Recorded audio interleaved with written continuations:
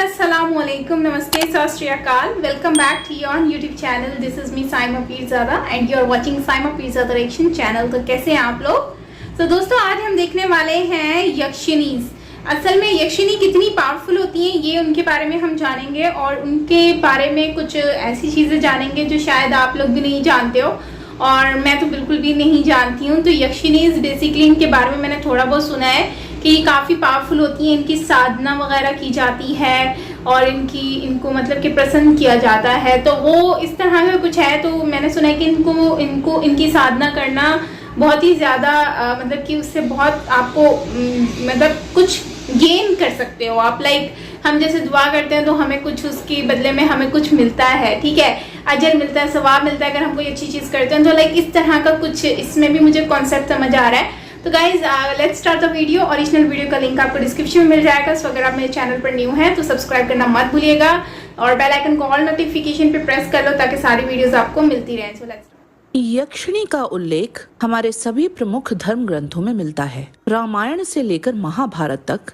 तथा अन्य कई पुराणों में भी इनका माननीय उल्लेख है। कौन है यक्षिणी? कितनी शक्तिशाली होती हैं यक्षिणियाँ? कैसे उत्पत्ति हुई थी इनकी? तंत्र साधना में क्यों इनका इतना महत्व है? आइए विस्तार से जानते हैं यक्षिणी के बारे में। ओम गणपति चैनल में आपका स्वागत है। अगर आपको हमारे वीडियो पसंद आते हैं तो कृपया चैनल को सब्सक्राइब और वीडियो को लाइक अवश्य करें। इससे हमें और भी अच्छा कार्य करने की प्रेरणा मिलती है। विभिन्न धर्म ग्रंथों से ली गई रोचक कथाओं को सुनने के लिए हमारे दूसरे चैनल सुनो कथा को भी सब्सक्राइब करें।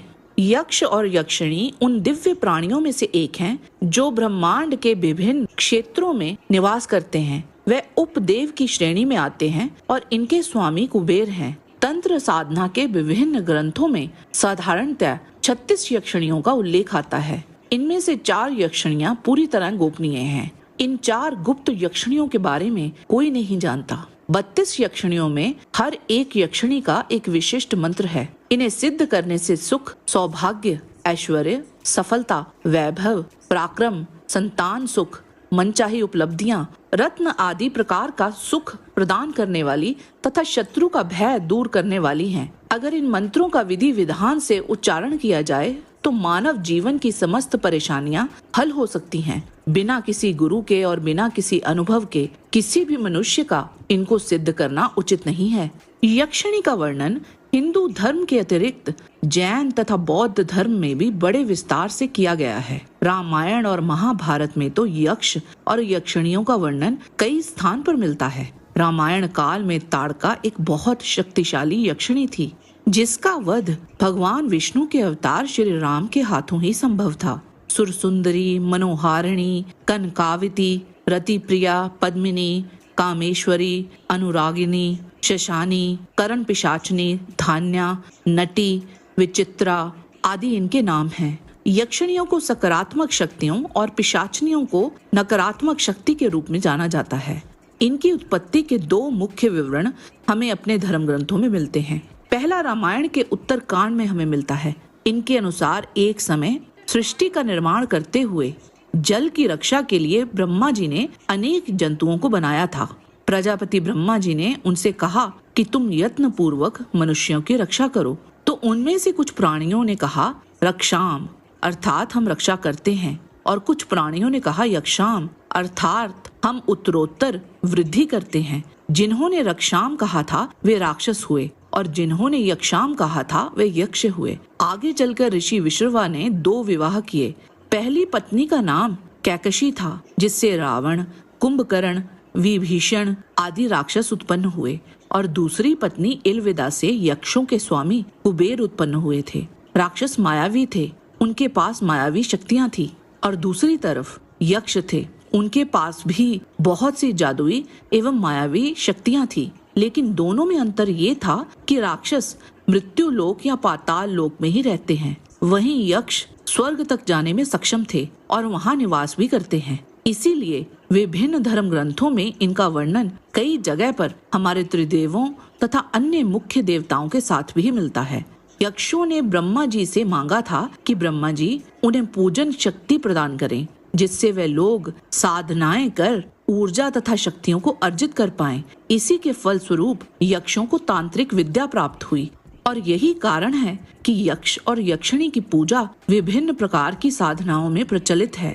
यक्षिणी की उत्पत्ति की एक और पौराणिक कथा है, जिसके अनुसार एक समय भगवान शंकर हिमालय पर्वत पर तपस्या कर रहे थे, तो देवी पार्वती अपनी सखियों के साथ मिलकर महादेव जी की सेवा कर रही थी। ऐसा करने के पीछे देवी पार्वती का उद्देश्य प्रभु शिव को पति रूप में प्राप्त करना था। उस समय वहां देवराज इंद्र तथा अन्य देवों के कहने पर भगवान शिव की तपस्या भंग करने के लिए कामदेव पहुँचे। उस समय जब कामदेव ने भगवान शिव के ऊपर बाण छोड़ने की सोची, तो जाने क्यों उन्होंने सोचा, क्यों ना मैं ये बाण माता पार्वती पर भी चला दूं, ताकि उन्हें भगवान शिव को पाने की इच्छा और अधिक हो और वह और अधिक तपस्या करें। फिर कामदेव ने अपने बाणों का प्रयोग माता पार्वती पर कर दिया। देवी स्वयं प्राकृति होने से सब जानती थी, इसीलिए उन्होंने कामदेव के इस दुष्ट कार्य को क्षमा कर दिया। ताड़कासुर वध के लिए भगवान शिव को वैराग्य से हटाना अति आवश्यक था, क्योंकि उसका वध भगवान शिव की संतान के हाथों ही होना था। भगवान शिव देवी सती के वियोग के कारण गहन समाधि में चले गए थे, इसीलिए उनको ऐसी अवस्था में देखकर देवताओं ने कामदेव को भेजा था, क्योंकि उन्हें ये ज्ञात था कि माता पार्वती ही माता सती हैं, और तब माता पार्वती का भगवान शिव की संगनी बनना निश्चित था। इसीलिए जब कामदेव ने वह बाण छोड़े तो पार्वती जी क्रोधित अवश्य हुई थी, परंतु फिर भी मन ही मन उन्होंने कामदेव को क्षमा कर दिया, क्योंकि वह जानती थी कि उसकी भावना गलत नहीं थी। पार्वती जी ने कामदेव को क्षमा तो कर दिया, लेकिन उन बाणों से माता पार्वती के माथे पर पसीने की बूंदें आ गई। उन बाणों से उनकी भावना पसीने के रूप में बाहर आ गई थी। तब माता पार्वती ने उन बूंदों को हाथ से पोंछकर जमीन पर पटक दिया। वह बूंदें लाखों में बिखर गई और पृथ्वी सहित ब्रह्मांड के अलग अलग जगहों पर गिरी। जहाँ जहाँ वह बूंदें गिरी थी, वहाँ वहाँ एक यक्षिणी उत्पन्न हो गई। देवी के ही अंश से उत्पन्न होने के कारण वह सभी शक्तिशाली तो थी ही, परंतु कामातुर भी थी। उसी के कारण वह सभी व्यक्तियों और ऋषियों को छूने लगी। इस पर उनको श्राप दिया गया कि वे तब तक देवता तुल्य नहीं हो सकेंगी जब तक कोई व्यक्ति उन्हें पूज कर उनकी साधना नहीं करता। यक्षिणी साधना का विधान ऐसे ही हमारी धरती पर आया था। कामदेव का भगवान शिव पर बाण चलाने का वृतांत शिव पुराण में भी मिलता है, जिस पर भगवान शिव ने क्रोधित होकर कामदेव को अपना तीसरा नेत्र खोलकर भस्म कर दिया था। यक्षिणी बहुत ज्यादा शक्तिशाली होती हैं, इसीलिए उनको प्रसन्न करना बहुत कठिन है, क्योंकि उनके पास अलौकिक शक्तियां होती हैं और वह हर एक कार्य को संपन्न करने में सक्षम होती हैं। यक्षिणियां पृथ्वी, पाताल, स्वर्ग आदि सभी लोकों से जुड़ी हुई हैं और वह सभी लोकों में भटकती हैं। वह भी चाहती है कि उनका श्राप नष्ट करने वाला उन्हें कोई मिले, पर वह सच्चा भी होना चाहिए।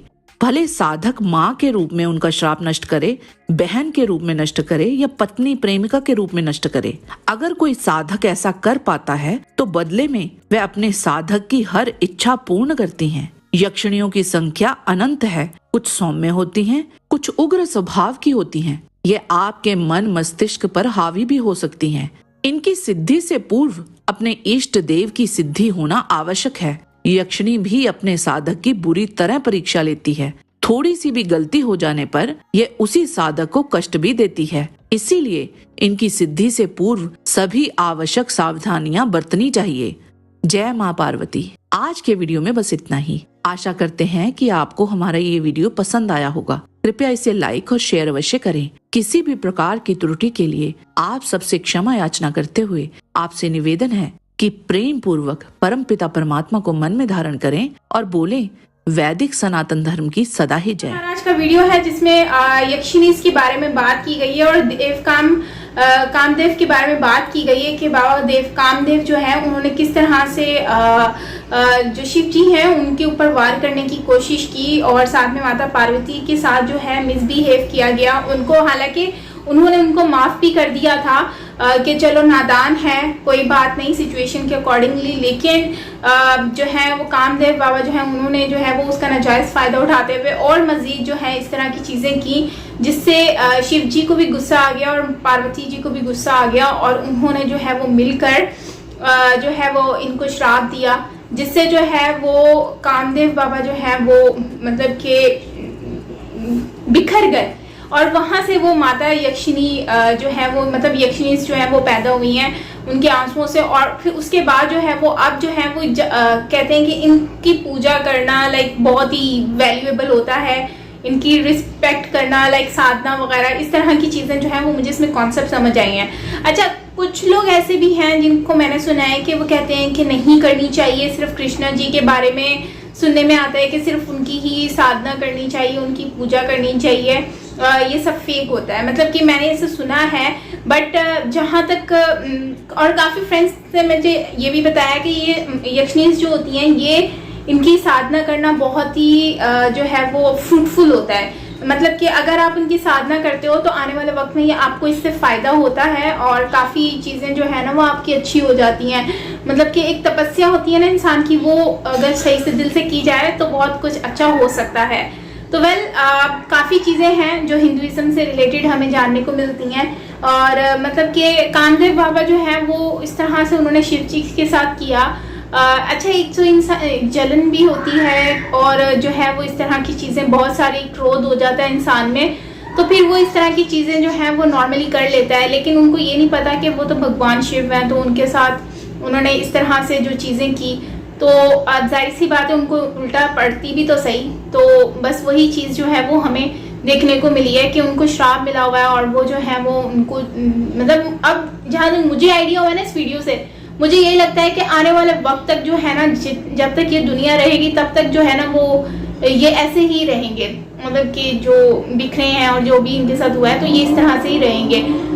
तो खैर गाइस, आपका क्या कहना है इसके बारे में ज़रूर शेयर करना कमेंट सेक्शन में, मुझे अच्छा लगेगा। क्योंकि आप लोग जब नॉलेज शेयर करते हैं तो मुझे बहुत सारी चीज़ें जो है वो मेरा कॉन्सेप्ट क्लियर हो जाता है। क्योंकि अभी भी मैं कंफ्यूज थी बट काफ़ी चीज़ें क्लियर हुई हैं और आई नो काफ़ी चीज़ें शायद हो सकता है कि मैं रॉन्ग भी समझी हूँ, ऐसा भी होता है। तो लेकिन यह है कि शिव जी के अगर बारे में बात की जाए तो यार वो बहुत ही ज़्यादा उनकी जो है वो एक पावरफुल भी है। और दूसरा ओम वर्ड जो है, ओम वर्ड से ही आप देख लो कि कितना लोग जो हैं वो जब ओम बोलते हैं तो उनसे जो है वो शिव जी और जो है ना वो उनको एक फील किया जाता है, वाइब्स आती हैं शिव जी की। ठीक है, अक्सर मैंने देखा है कि जो हिंदू जो मेरे नेबरहुड कंट्री फ्रेंड्स हैं उनके रूम्स में, उनके घरों के बाहर ना वो लगा हुआ होता है, लिखा हुआ होता है ओम करके।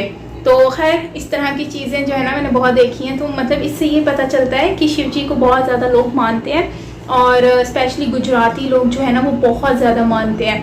तो खैर गाइस, आपका क्या कहना है कमेंट सेक्शन में ज़रूर बताना और मिलते हैं नेक्स्ट वीडियो के साथ। अपना बहुत सारा ख्याल रखिएगा। टिल देन टेक केयर और बाय बाय।